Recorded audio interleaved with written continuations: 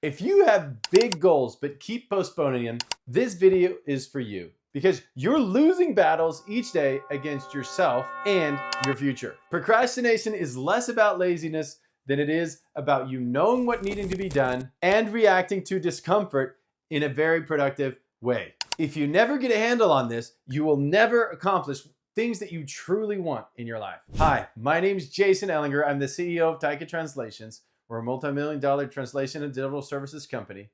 And I learned that procrastination is less about motivation than it is about making sure that you're ready to do what you need to do today and doing it regardless of the emotion or the feeling in your path that you're experiencing. Please like and subscribe to this video. I'm posting educational content for entrepreneurs just like you to work through the challenges that they're facing and grow their business and strengthen their teams. At the end of this video, I'm going to give you a simple challenge that you can do right now that could change everything for you. So stay with me to the end of the video.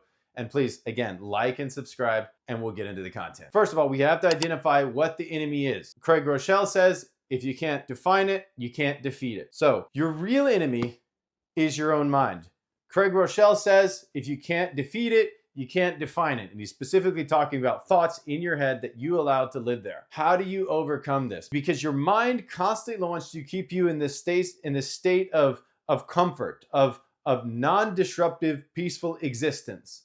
But that doesn't help you move from here to here. Tony Robbins says what helps you move from here to here is activity. It's not knowledge. It's not some education. Okay, if you're a doctor and you're not a doctor, you need to learn some stuff. So even then it's action.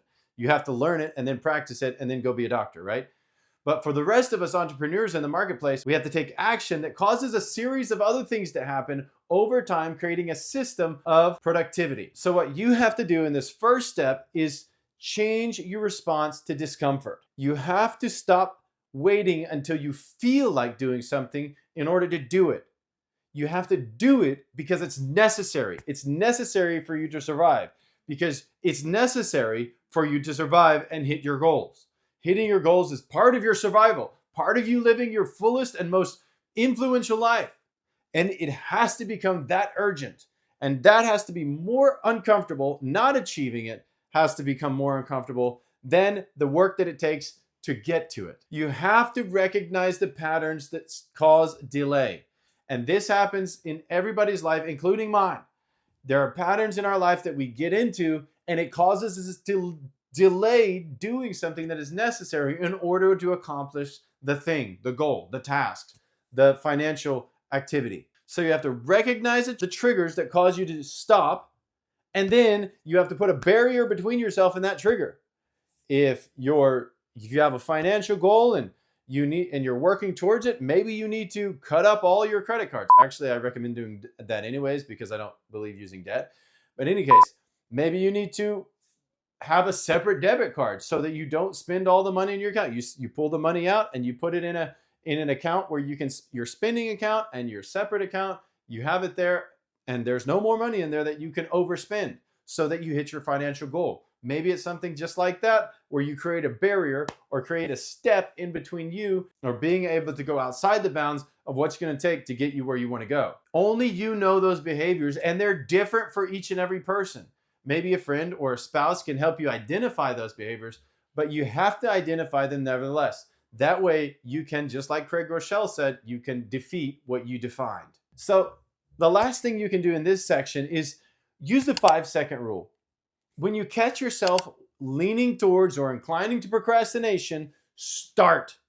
Give yourself 5 seconds and then start. This will help you to start moving and train yourself to start taking those small active steps forwards before your brain engages and says, whoa, let's keep things calm and peaceful. Let's not get into any discomfort. Let's keep a homeostasis here so that everything is nice and calm. No, you're going to have to disrupt that behavior in order to get where you want to go, because currently you're not there, or else you probably wouldn't be watching this video. The second thing you have to do is control your emotions and your feelings, or they will control you.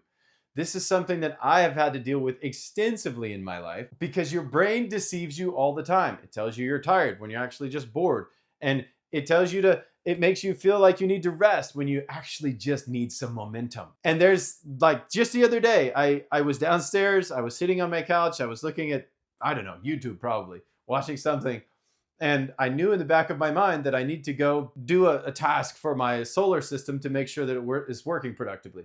And I just put it off and I didn't want to do it. But the more I put it off, the more money I lose because I'm not producing more power so that I can make sure that my solar is running to my house effectively and efficiently.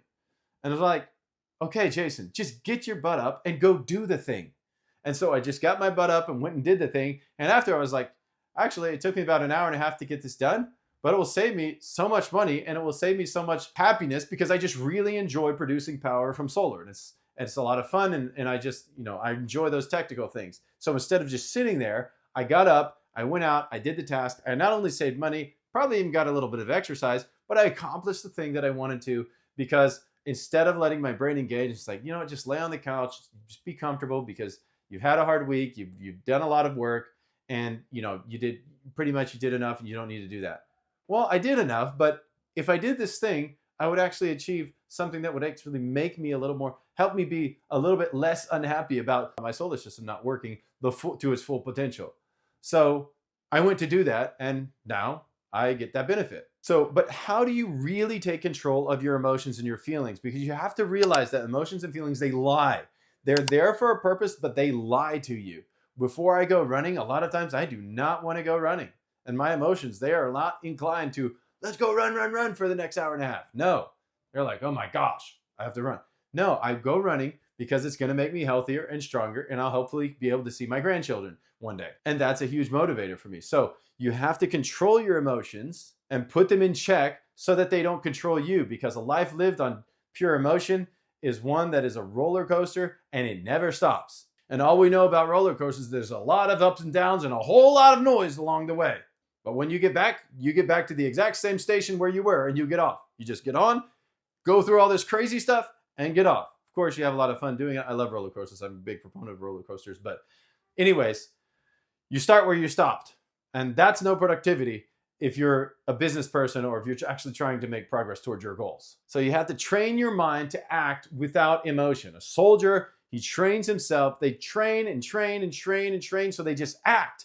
They just act without thinking because they know their body is committed to muscle memory now, because they just know how to do it, because they've trained so many times. They don't have time to wait for emotion because fear, anxiety, all of these other things that are coming into the moment, they'll freeze them and probably get them killed.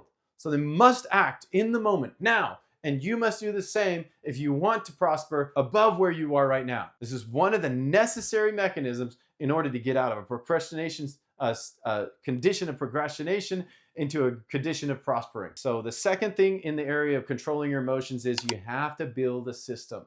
You have to schedule it, you have to put it on your calendar, and you have to do it no matter how you feel day after day. You have to save money if you want to have more money the end of next month than you do this month. You have to invest if you want to see compound interest take to your benefit. You have to run, or you have to lift weights, or you have to go to the gym, and you just schedule it and you do it, and do it without thinking. You schedule it, put it on your calendar, make sure that you put it in a place that you actually have free time to go do it, that won't be interrupted, and that you go take care of that objective. You create a system that doesn't allow emotions to influence it. And that's one of the second factors you have to do. And you must do this in order to overcome procrastination. And then the last thing is you have to avoid internal negotiations. I can't tell you how many times when I've wanted to start to go running, and I know it's getting old in this video. I'm using that same analogy again and again and again, but it just rings so true in my own head that I need to go run, and I was like, well, maybe I don't need to run today. Maybe it's not that important. If I just do it another day, or maybe I can switch it to another time. And no, you have to do it, and you have to do it right now. It's a part of your system. You pre-decided. You've already decided back then. You don't negotiate now. It's no thinking required now. It's on the schedule. You have made the system. You have decided already. We don't negotiate with feelings, because feelings, they change. And so we overcome those feelings by creating systemization, pre-deciding, and acting then without emotions. A short note here is that action creates motivation. It's not the other way around. If you want to stop procrastinating, you've got to start, especially when you don't feel like it. one of the biggest mistakes people make, and we're moving into the third point, is you have to fight against your own previous or outdated system of activity. And as I talk about that, I want to talk about willpower, because willpower is something that people have a wrong idea about. He just doesn't have enough willpower. Well, wait a minute. When does he not have enough willpower? Because willpower is described in Craig Rochelle's book, The Power to Change, I believe is the name of the book. He says, throughout the day, willpower is depleted. So at the beginning of the day, you have like a full barrel of willpower. And one decision after another throughout the day, and this is big decisions and small decisions, they all draw from this resource of willpower. It's a resource that depletes throughout the day. At the end of the day, you have less willpower than you started with. And then you go to sleep, recharge, your body resets, the whole system starts again in the morning, and you again have a much greater volume of willpower in the morning, and then you work through the day. And so you schedule those things that are challenging, that require the most willpower, towards the beginning of the day, towards the first half of the day, so that you actually have the resource at that time of the day to work through the issue. Because as you go throughout the day, the decision to get up and walk for 5 minutes, the decision to spend an hour and a half on this project, the decision to invest time into reviewing your budget, the decision to not think about certain things, those are all drawing from that resource, that depletable resource that's being depleted throughout the day of willpower. And so when you think about willpower, you have to set systems in place that acknowledge the fact that throughout the day, you're going to have less and less willpower. So make sure you make those hard decisions, those systems, set them in place at the beginning of the day, and then make sure that you don't have to think about it. You just follow through. You just follow through with the work. And every time you have to make a decision that's unnecessary, for example, this is why it's the social media notifications and anything that interrupts your focus needs to be excluded. Anything that interrupts your focus is drawing from that well of that resource of willpower. And so you have to protect that resource, because again, every decision, every interaction that you have draws out of that bank of willpower, that resource. So protect that and make sure that at the moments when you need the most, it's ready and available for you. The discipline of protecting the willpower that you have and creating a system that works is like a muscle. It's something that you actually have to work out with. I've got one dumbbell here and a second dumbbell here. And this one is light and small. And at first you're just going to be able to lift the small one, and you're not going to be able to pump the bigger weight. But as you get better at this, as you procrastinate less, you'll start to be able to pump the bigger weight and more revolutions. Boy, this is kind of getting heavy, right? I was already using these earlier today, so I'm a little bit tired. So it's just like building muscle. You've got to use the resources you have available to you to their full potential, and build a plan that avoids unnecessary decisions that distract you from being able to move towards the activity that you need to do to hit your goal. And the third thing that you have to do in this section, and I think it's so vital, is you have to set some clear goals. We procrastinate eternally when we don't know exactly what we need to do. I know that exactly 1 p.m., I need to get on the treadmill and I need to run for 1 hour and 38 minutes. Exactly. And if I do that, I will have hit my goal. You need to make the goal for your life exactly what you need to do, so that that system of willpower is taken care of, the understanding of what to do is done, and you have already taken all the steps necessary in advance, so that when you get to that moment in the day, you just do it without thinking. You have to sit down and make some goals to understand exactly what needs to be done in order to overcome procrastination. And in this case, when you have a clear goal and you know exactly what to do, it will be very easy for your brain to take you there and help you accomplish it. Because in this, your brain can be your greatest ally or your greatest enemy. Because every time you go from where you are to where you want to be, even in your mind, it creates a neurological pathway. And the more times that you've gone there in your mind, and then in reality, it's easier to get there. It's like a trail, like a beaten path that takes you in a direction where you want to go. That's just exactly the same why destructive thoughts and destructive behaviors are so easy as time goes on. Your brain created a negative pathway towards something that's not good or something that's damaging your life or your relationships or your outcome. That's one of the reasons that pornography is so bad for men, is because you created a pathway there, and then now you gotta hit a dopamine on that end, and you just go back and you go back and go back again. And that's why it's so dangerous, and that's why you have to guard against it very, very strongly, so that you can actually create pathways onto what's making you productive instead of things that make negative outcomes in your life and in your relationships. So there's a fourth thing that you have to do, and this is very important in overcoming procrastination, and that is create urgency and stop delaying. You have to create your own urgency. When you look down the road and you say, I want to save $10,000 by this date, you've automatically created urgency. You've automatically given yourself a deadline and created urgency that it's going to be required to accomplish that thing. And the closer it is, the more urgency there is. So I know that at 1 o'clock, I'm going to go running. It's about 11:30 right now. And in an hour and a half, I'm going to go do that. I know exactly what I'm going to do. I know when I'm going to do it. And I've created an urgency in my own schedule to make sure that that happens without thinking, without procrastination. It's going to happen because it's part of my schedule, part of my life, and the work that I'm doing today. So you have to make urgency a part of your plan. You need to also commit publicly to this, to a friend, to a spouse, to a family member, to somebody who you trust. You need to commit to doing what you just said you wanted to do out loud in public, so that someone else can help you with a mechanism of holding you accountable. That's why we have social networks. That's why we have friends. That's one of the key functions of relationships, is that they help us to hold ourselves accountable to the things that we say are true or we want to be true about us. Odds are, once you start doing it and you tell your brain and you get your body in motion to doing it, it's very likely for you to continue.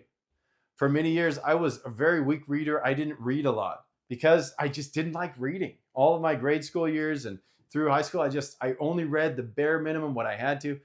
But I knew that reading was important, and I knew that it had to be a part of my life if I wanted to grow to become a better leader, a better entrepreneur, a better business communicator. And so I started by saying, all right, I'm going to pick up this book and I'm going to read it for 5 minutes.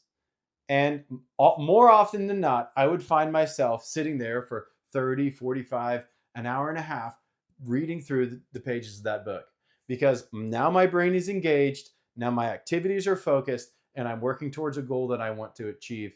Now we're making progress. Procrastination is stealing your future. Every day wasted is one less day that you have to work towards your dreams. That's why it's so vitally important that you take the step right now to move forwards and not miss out on the day, on the production that you could do today that would change your tomorrow and move you from here to here, just like Tony Robbins said. In the next video, I'm going to teach 5 essential skills to master time management like a true strategist. So please like and subscribe to the video and turn on the notifications so you don't miss it. Finally, I want you to tell me in the comments, what have you been procrastinating on that matters to you that you want to change this year? And let's work on that together.